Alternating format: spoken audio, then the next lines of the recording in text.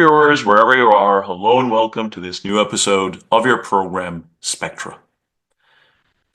Immigration is such a large leap. And when people take this leap, they sometimes don't know what comes after. So, what are the effects of immigration on the psychological and emotional and also physiological well-being of an immigrant? And how can they cope with these challenges? What kind of impediments that prevent them from integrating or assimilating into their new culture? To shed more light on this, I'm really delighted to be accompanied by Mustafa Hassan. He is an emotional therapist and a specialist in psychosomatic disorders. Mustafa, hello and welcome to the program. It's a pleasure to have you with us today. Hello, Muhammad. How are you doing? Thank you so much for allocating the time to meet me today and giving me the chance to share my insights about today's topic. It's a pleasure having you and really looking forward to a very fruitful discussion here. Yes. So, when people think about immigration, they would think, what is the most challenging phase of the immigration journey? Like the preparation, the initial adaptation, or long-term integration? Which one? The preparation, the initial adaptation, or the long-term integration? Without delving into deep details now, just in your opinion, which one? First stage, second stage, or last stage? That's a tricky question. So every stage has its own recipe. So it's according. Let us do something called like a retrospective engineering for our personalities first. Like while we are developing since the childhood through the adulthood and being adult and moving from a country to country, it's all depending on our stage of development in emotional perspective, mental perspective, physical perspective, and spiritual perspective, and social perspective as well. So it was like interesting to see a video yesterday, a small kid. He's like 8 years old, and he's a professor in a couple of universities, and he finished his PhD. So this genius, the small genius guy, he is like mentally, he went up to maybe 40 years old mentally, right? So his development mentally is up to 30 years old, but physically he's 7 years old or 8 years old. Emotionally, he is maybe 7, 8 years old as well, right? And socially as well, where can we position him? Maybe 10 years old. So to answer your question, it's all depending on our stages of development on these 5 dimensions. If we are developed in these dimensions in a balanced way, then we are going to react or to have the maybe the preparation, adaptation, and long-term integration stages of the migration. How can we manage these stages? And So just, I'm sorry to cut you off, but I need to clarify something here. Like, would this be a non-conventional way of growing up? Like, is this an irregular pattern? Because the pattern you just explained, his cognitive skills are way, advanced than his emotional skills or his yes, emotional development. Is yes. this normal? Is this an anomaly? Is this an abnormal thing? Do we usually develop, our cognitive and emotional development usually go hand in hand or not necessarily? Yeah, that's a very, very important question. Thank you so much for sharing that. So if you put like X and Y, and we see these curves like developing together like that, if we Mhm. have it very close to each other in different stages in our like age, then we are balanced. Like emotionally, we are balanced. Mentally, we are balanced. Like it's like physically, spiritually, socially, then we are balanced in the 5 stages. But what happened if we went through emotional traumas Mhm. or emotional congestion or some sort of mental development issues, attention, concentration, memory, like educational wise as well. So what will happen is I can see I saw a lot of people in my practice where they are 35 years old physically, mentally they are geniuses, 50 years old, but emotionally they are 10 years old. So emotional regulation here is very, very crucial. How we are going to react to different situation in our life. Immigration is one of the biggest like stage and for us as immigrants, but it's all about our emotional intelligence and emotional development and mental development as well, because it's all about the regulation itself. So back to your question, like, is there any like is this is like a normal pattern? Some we There is no absolute, there is no stereotyping, there is Okay. nothing fit all. Mhm. We are different in every single dimension on these stuff. So sometimes we might be emotionally developed, like 30 years old, but we are 15 years old physically, Mm. right? Mm. So we are different. We are just different. No, nothing is perfect. Nothing is wrong, but we are like our development stages are different, and consequently, our reaction to the external changes and the stressors will be different.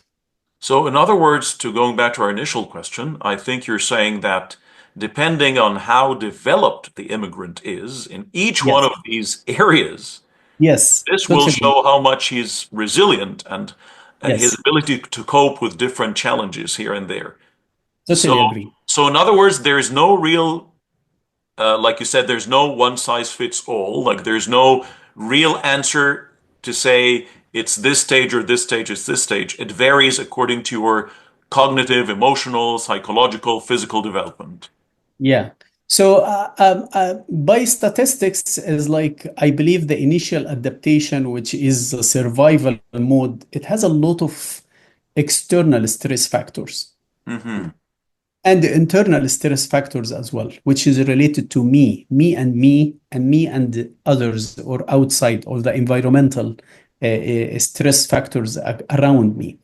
So in the initial adaptation or like preparation, we have a mixed emotions and feelings, excited, like looking forward, hope, like right, and it's like Yes. mixed emotions as well. But like with the fears and guilt towards my family and my extended family and all of these stuff, but the excitement, the hope, the light at the end of the tunnel is like Yes. you can get more So they attractive. usually call it the honeymoon phase where there is like a euphoria. You have this Yeah, euphoria of like yeah, doing things, yeah, getting things done.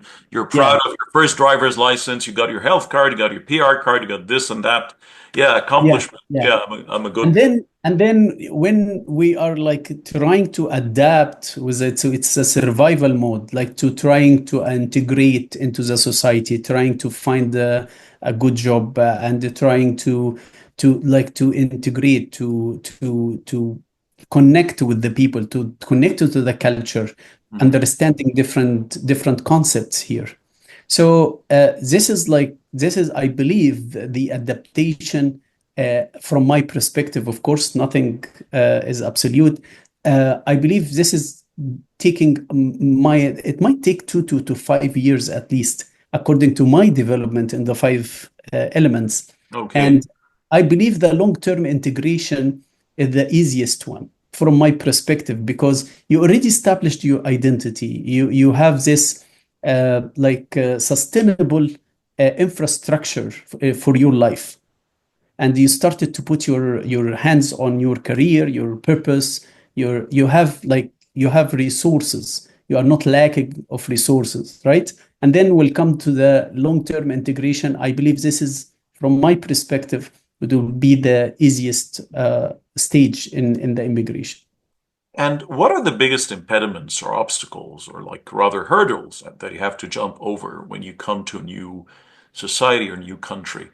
Like we have like, of course, you mentioned very, fundamental factors like cognitive skills, emotional development, physical, but how about like your educational background, your socioeconomic background, your cultural background, and maybe your religious background? Yeah. How does the interplay between all these factors affect your ability to integrate? Is there one factor that might sort of surpass the others or like be more dominant? Yeah, I believe one of the major challenges in our life, in the not into like not related only to the immigration or to the integration into the new society. It's related to our life. It's two skills that we need to develop, and we will make it very easy mission in order to integrate, which is communication and expectations. So it's all about communication. Did you understand me? Did I made all my efforts to make sure that you understood what I am saying? So this is one of the stuff that I'm teaching in a couple of colleges, which is related to the human resources and the psychology in business, which is uh, what about your perceptual screening? You are like encoding a message and you are transferring this message to me, and I'm decoding your message, and whatever in my perceptual screening as well. Okay, it's my bubble. So, and then I will decode your message and I will understand what you are trying to say. So, if I am tell you now, wir are gehen spazieren gegangen. You see, like, okay, this is the communication gap. So what did Yes, you it is. understand? What is that? Okay, I'm just trying to tell you in another language, in Deutsch, we are going to have a picnic together. So this is a communication. Communication is between partners, between me and my family members, between me and the kids. It's a big part. So to understand and to be understood is very crucial. And this is can be managed very easy to master the language. This is very important. Number one. Number two is to seek a feedback and give a feedback. So if Hmm. you are asking me a question, if I'm not understanding what you are saying, I should ask. So don't make assumptions. Like this is very important in the communication. Don't make assumptions. Learn the language. Try to listen to the radio. Engage in many maybe cultural or maybe community activities, and try to give a feedback and ask for a feedback to make sure that you have been understood, and then give a feedback about the answer of the question and ask if did you understand what I meant, right? And Yes. of course, one of the biggest, coming back to the old question that you told me about, the biggest obstacles for to integrate, certainly the language and the communication and the expectations. Do not expect that I understand you very well and I will act according to your expectations unless you will make sure that I understood what you are expecting from me. And of course, there is some other like factors in the barrier to integration, which is like the social exclusion, the credentials, career setbacks, cultural isolation, homesickness, the feeling of homesickness as well. All of these stuff can be, I believe, can be managed very well by mentorship, culture bridging, and communication with the our communities, which is like having experience how to integrate fast and effectively. So let me ask you something, and this is something I usually discuss even with my students, and they're all like professional immigrants from different parts of the world, but they always say that we might not learn the language well, while our children learn it well because they think the old idea of tabula rasa, excuse me, that children have a blank slate in their head, but our head is fully packed with information. Yeah. But then when I tell them that that's scientifically incorrect, actually, no, you do have enough space, like your storage memory is gets bigger, but usually it's the pattern or the way you learn the language because children are prone to making mistakes, and making mistakes is not a big deal for children. So children are not afraid of being judged. But Yes. usually the biggest problem for adults is that they're afraid of being judged. Adults always seek perfection when they're speaking, especially if they're highly educated.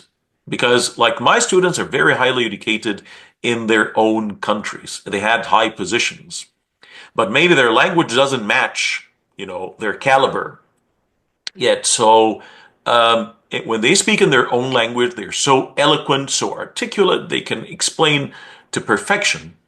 So, they're usually afraid, even if they speak the language and they can understand. Usually, the receptive skills are much better, so they can understand much more than they can explain or talk. Yep. But when the time comes for them to speak, they're usually petrified. They're frozen Yeah. because of fear of being judged.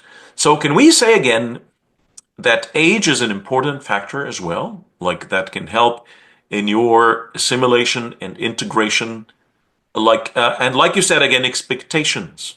Like you Yeah. always set the bar so high.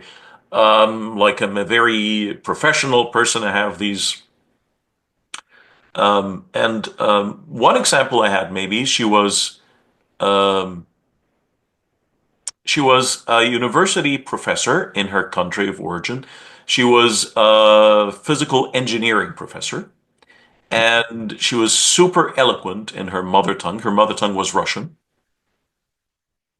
But when she started speaking in English, she couldn't, like express herself and fully convey the messages. But this woman had a very high sense of humor, and she always took any mistake with a humor. But many others don't. So, does this go hand in hand with what you're saying, like age factor Totally. and expectations factor? Yeah, age and the five elements of development as well. I might be like maybe 40, 50 years old, but my soul is like 30, right? Okay. My emotional intelligence is like up to the roof, like maybe 50, 60. So it's all about, as you said, she has a sense of humor. So she has like a coping mechanism. Yes, yes, yes. Yeah, yeah. So it's very interesting to see people they can manage it, and usually with my students as well, they are international students mostly, and in the colleges. So I always tell them that it's okay not to express yourself. You don't know how to express it, to express it in a different language, and you have the accent. That's fine because you should be proud. I'm breaking the anxiety, right? So you should be proud. You are talking at least 2 to 3 languages, and that's why you have some sort of accent, right? Absolutely, Yeah, absolutely. yeah, And you also have the professional skills. yes. I tell them again many times. I told them, I bet you, if we go out in the street now, I can find hundreds of people who are ready to give you their English, but take your professional skills. Yes, of course. So never feel. So how do you break this barrier? How do you break this fear? Yeah, Like, because that, some people might tell you easier said than done. It's yeah. easy to say, but how can we bring this to real life? How can you, um, break from the bonds and the shackles of being judged? Like, not to be afraid, express myself, even if I'm misunderstood, doesn't matter. How can you break that? Yeah, that is a very interesting question because this is the basics of having a strong self-esteem and self-confidence. So, of course, if let us start with 2 elements. The first element is having stress or an anxiety where I'm expressing myself or connecting with people, maybe social anxiety. So, and stress as well. So I need everyone, including myself, to recall that stress or anxiety is lack of resources. So if I am mastering the knowledge, if I am like practicing, if I'm, what are you lacking? So instead of being anxious and stressful about presenting myself or communicating in a non-professional way or whatever, I need to put my hands on what I'm lacking. I'm lacking knowledge, I'm lacking practice, I'm lacking time, I'm lacking what?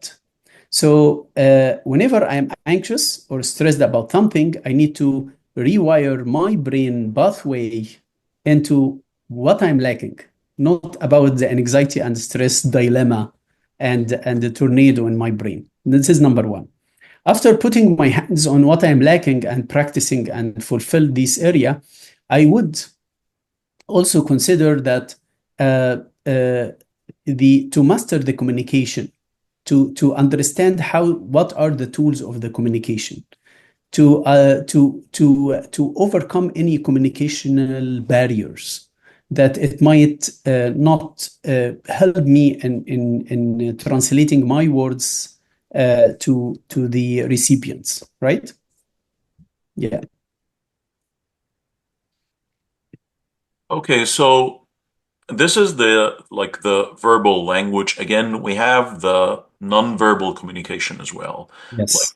gestures and things like that. Again, this makes you feel like an alien, makes you feel like an outcast, um, you know, and sometimes you feel that people are rude and so cold to you. Well, they don't really mean it, but it like the social norms and are different again. Yeah. What is the coping mechanism of that? Because this might lead to extreme depression. It might have be like a trauma even. It might have like a with lifelong effects. So how do you break that? Like how can you interpret that? No, it's not my language, or it's not me that's bad, or they are bad, but it's just what's lost in translation. Just Yeah. here, it's not verbal, it's not, but it's like sort of cultural translation. How do you cope with that? So my insights here is like to share two principles that it will make our life very easy. Number one, never ever make any assumptions. Oh, they are laughing at me. No, don't make any assumptions and don't take anything personally. So this stuff is like will make your life easy and you will live in peace by 95%. Do not take anything personally. People are projecting their issues. People are like reflecting their feelings. It's not your feeling. It's not about you. It's their reaction to the situation. And don't make any assumptions. And to live in peace, ask questions. So this is two pillars very important to put us in the homeostasis, like zero balance. So how I'm going to grow in this area? I should invest some time in order to learn emotional intelligence. I should be emotionally intelligent and resilient, as you said. So I need to understand myself first and to understand how to manage my emotions and reactions to different situations. And I need to understand others and to manage others' emotions.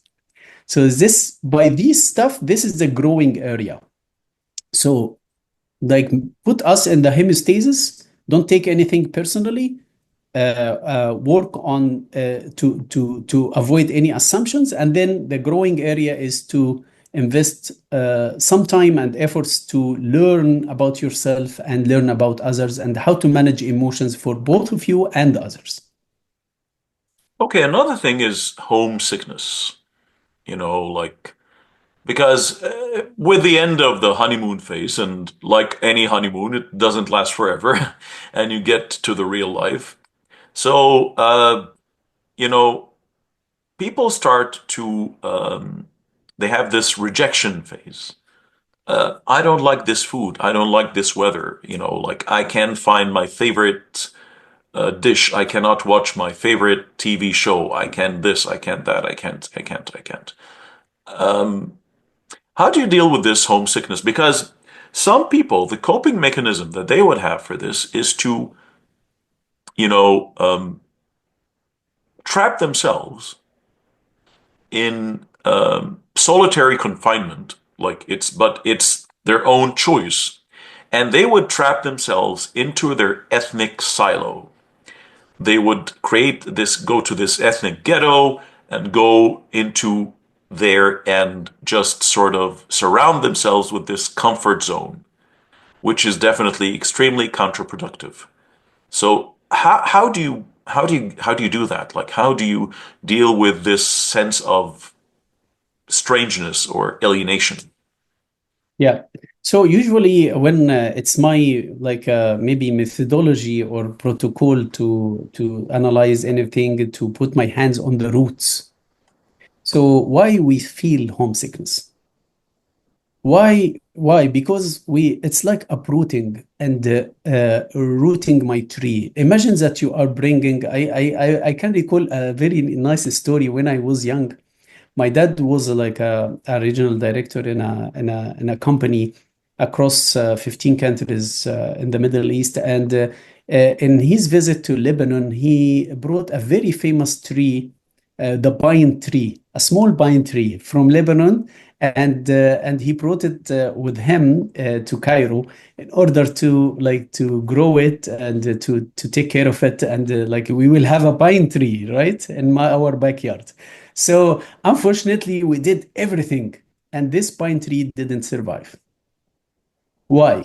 Because this is the uprooting. You are taking your tree with a support system. You have roots, Hmm. family, friends, cultural community. Even if you go to your religious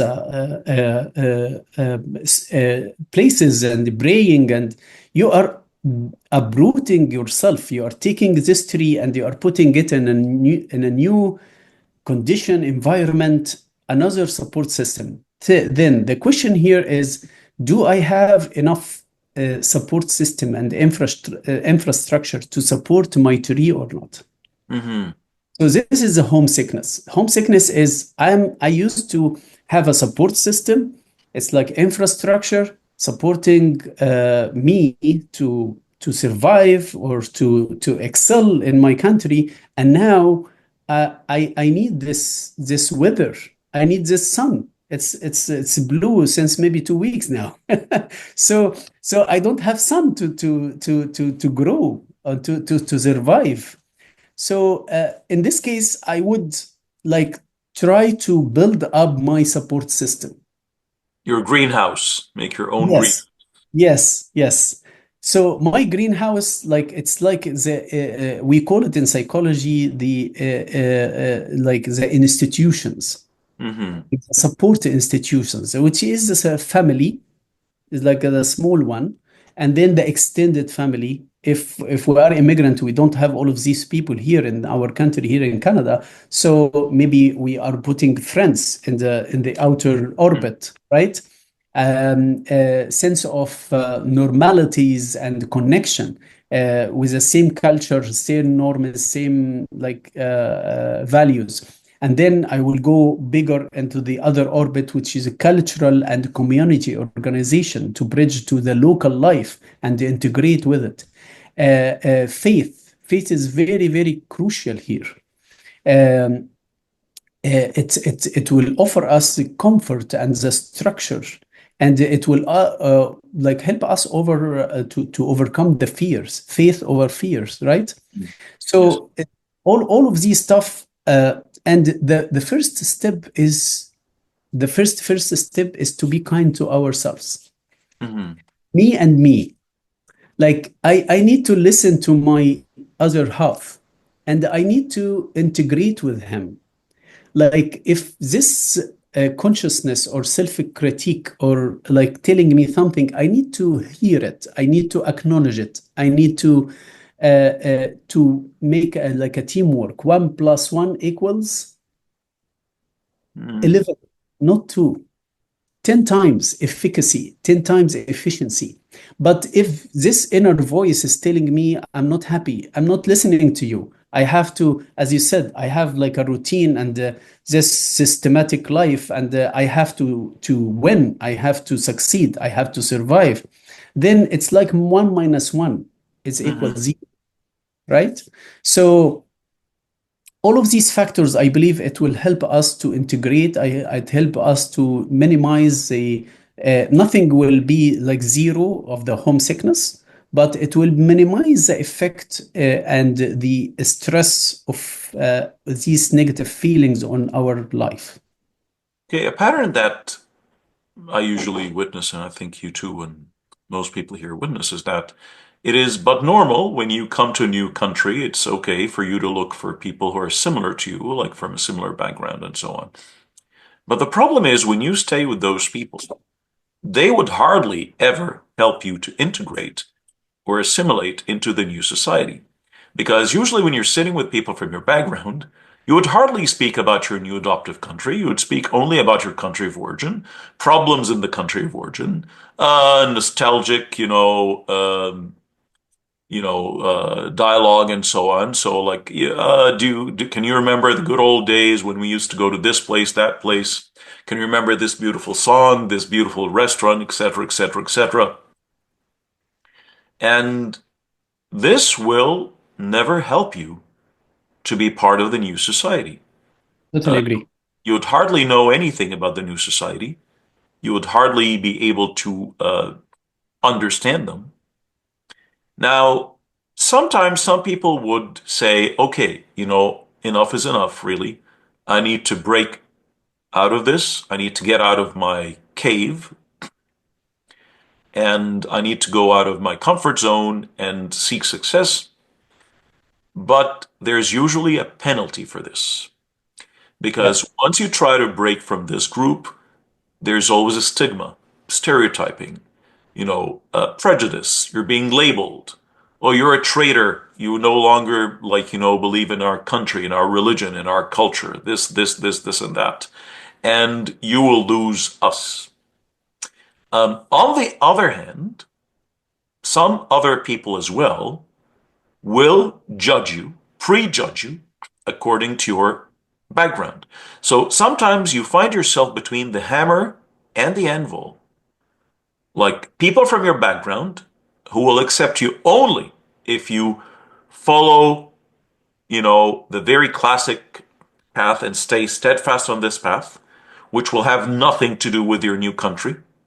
Just wants you to live in an imaginary mini old country. And on the other hand, when you want to open up to the new societies, many people will judge you according to the stereotype they have from people of your culture. Yeah. How do you get out of this? Like it's double Yeah. jeopardy. Double jeopardy. Yes. How do you get out of this? Totally agree. And you said like to build my greenhouse. Yes, to build it, but you need to bring this tree out of the greenhouse. So we need to overcome this cultural stigma, right? And we need to be like honest with ourselves and to be vulnerable enough to ask for help and support, right? And it's very important to connect with the new culture because it's either you are like moving from your home country to make your own bubble here. It's the same story as you said. It's the greenhouse. So I will not be able to integrate if I am not connecting, if I am not exploring, if I'm not having enough diversity in my connection and the network that I have. And again, I have to agree with myself. It's like 1 + 1 = 11, right? So the internal integration and agreeing on some sort of strategies, maybe a plan of action for myself to do 1, 2, 3, 4, 5, and to be courageous enough that I don't know, to be very honest and authentic with myself that I really don't know. That's fine. The problem is with our ego is like we are like trying to, as you said, I know a lot of stuff. How come I don't know these small Mhm. elements, right? Yeah. And this is preventing me to grow. Now, maybe the last step we'll stop at during this episode because it's such a lengthy topic, and we can maybe dedicate a second or maybe a third episode for this is, we talked about the honeymoon phase, we talked about the, rejection phase. Now, let's end with the regression phase. Because sometimes when people are no longer capable of coping, they've tried, or they think they've tried, yeah, and they fail to integrate and be part of it. They'll start labeling their new society, actually. It's the defense mechanism, psychological projection. So it's not me, it's them. Yeah. I'm not the bad place. I'm not the bad person. This is the bad country. These are the bad people. And it was a very wrong, decision for me to come here. And all of a sudden, as they always say, the grass is always greener on the other side of the fence. All of a sudden, when I remember my country of origin, it's like a utopia. And I wonder, why did I leave it? I was so stupid. Why did I leave it? It was such a great place. Definitely, this is an illusion. But how do you snap out of it? How do you wake up? Yeah. It's very interesting. How do I perceive culture? Because the culture is your habitat, right? Where you are growing. So culture is equals language and habits. If I'm not learning the language, I'm not integrated the habits of the society, I will not be able to integrate. This is number one. Number two, regression. I would like I am in the field of the psychology that we there is no one size fits all. Some people, immigration is a little bit challenging for them. It's according to the five elements of development. Maybe he hit it in a premature stage of emotional development or mental development. That's fine. Okay.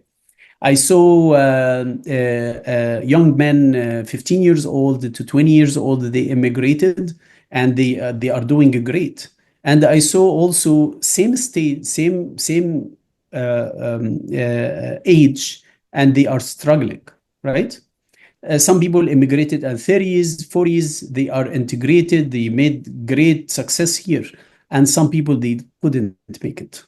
So I would rephrase in regression into like re-evaluation.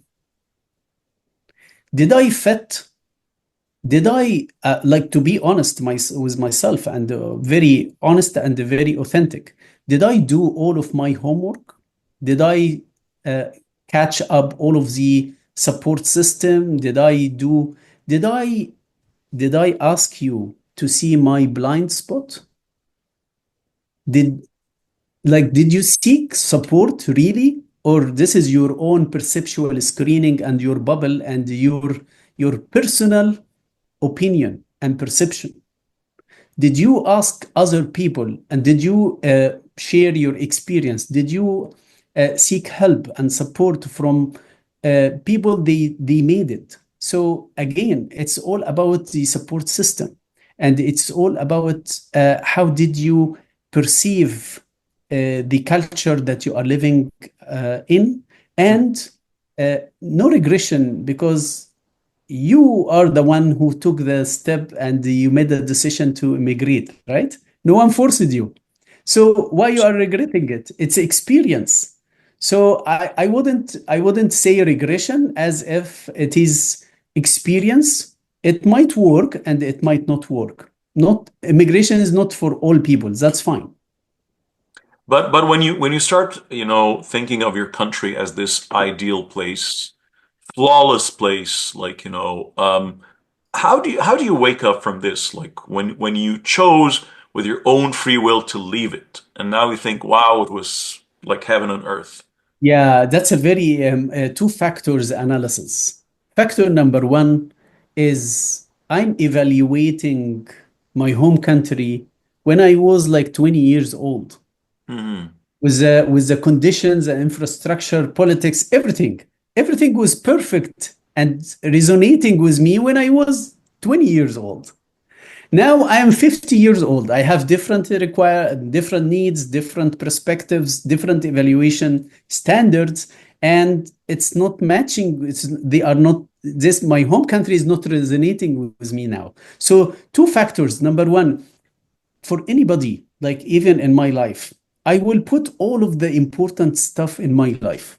Family, education, career, money, health, everything, everything. And then I would put my home country, option number one, and option number two, like the country that I'm living at now. Because it's a package. And it's according to the when you are taking the screenshot, you are taking the screenshot when you were 30s. So your evaluation system is totally different. Your priorities are different. And then you are taking another screenshot when you are 50 and you are comparing it. This is not apple to apple, right? So I should be, again, I should understand myself. I need to put all of the elements, what's important in my life, 15 points, 20 important stuff, and then evaluate the two options and I will take package because nothing is perfect 100%. Hmm. Hmm. Yes. So you'd make sort of a table of pros and cons and then weigh them together. Yes. Yes. So don't look at just one side only. No, maybe here we are like we have like a lot of blessings and there is a lot of blessings over there as well. But what is my priorities and necessities? Hmm. Yeah. What is the best formula for me? Yes. As Exactly. per today. As per today, exactly. And it is okay to change my mind after 1 year. That's fine. Don't be hard on yourself. That's fine. If Absolutely. it's resonating with you more after 5 years to go there and retire there, for example, that's fine. This is you and you. What is good for you is not necessarily to be good for me as well. Absolutely. Yeah. Absolutely. Yeah. Mustafa Hassan, thank you very much for being with us today, and definitely we'll be catching up because there's much more to talk about in this very important topic. Thank you very much once again, and looking forward to seeing you in our next episode. Thank you, Muhammad, and we'll be looking forward to connect with you very soon. Thank you so much Absolutely. for today. Thank you. Thank you. Thank you. Thank you. And dear viewers, if we were to come to a conclusion here, you know, the very interesting thing that immigrants usually don't notice is that when you come to a new country, to a new adoptive country, you've crossed hundreds of miles, thousands of miles actually. You've crossed oceans, you've crossed continents. And so you've made a giant leap. But the same person who made this giant leap is afraid to make a little jump. So you took a giant leap. It's like traveling to a new planet, actually. You travel to a completely new system. But again, you're very reluctant to try a new career, learn a new skill, which is very strange because, you know, before you take any step in your life, professional, personal, anything, to succeed, you must do your due diligence. So you must check all the factors that come into play with this new step. You have to look at your input and output. Output is always related to input. So if I put very little input in my effort to integrate, don't expect to get a lot of output there. So if you want to fully integrate, you must put your full power, full potential input and output again. And arriving to a new country is not arriving physically only. No, it's arriving mentally and emotionally. And when we got used to, remember when you were a baby, you came to this world, you were an alien. This was a very strange world to you. It took you a couple of years to cope and create your own comfort zone. Same thing in the new country as well. It will take some time and it will take effort. In your country, it took some effort for you to grow up and, delve into the crypts of your culture. Same thing is needed in your new culture as well. Other than that, you'll just end up in this vicious cycle of illusions, which will be definitely very counterproductive. Dear viewers, I believe we can all make it, just if we believe in ourselves. Dear viewers, until we meet again, hope you have a very pleasant time. Thanks for watching.